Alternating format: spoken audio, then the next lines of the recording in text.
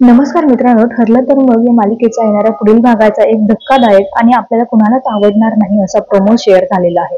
या प्रोमो मध्ये आपल्याला पाहायला मिळतं की आता सायली एक लेटर लिहिते अर्जुनला की मी माझ्या कुसुमताईच्या घरी चालली आहे आणि मी दुपारपर्यंत घरी परत येणार आहे. पण आता त्याच रस्त्यावर सायली सोबत मोठा अनर्थ घडणार असतो. भूतचे माणसं ही तिथे ऑलरेडी आलेली असतात आणि ते सायलीला किडनॅप करून एका रूम मध्ये डांबून ठेवतात. तर इथे घरामध्ये अर्जुन पूर्णपणे रिलॅक्स असतो. त्याला असं वाटत असतं की सायली कुसुमताईच्या घरी आहे.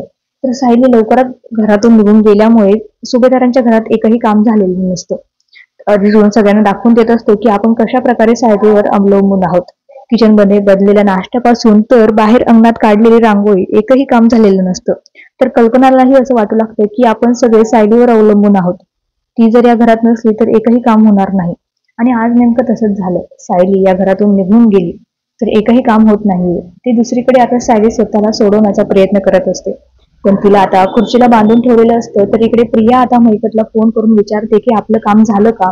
त्यावेळेस तो म्हणतो की हो, आता आपल्या ताब्यात आहे सायली. तर प्रिया आता महिपतला सांगू लागते की त्या सायलीला कायमचं समजून टाका, म्हणजे तुमच्या आणि माझ्या रस्त्यातील काटा मोकळा होईल.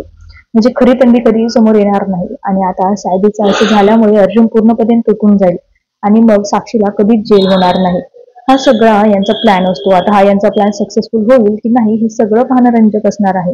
पण तुम्हाला मालिका आवडते का आणि मालिका तुम्ही पाहताय का हे आम्हाला कमेंटमध्ये नक्की कळवा. धन्यवाद.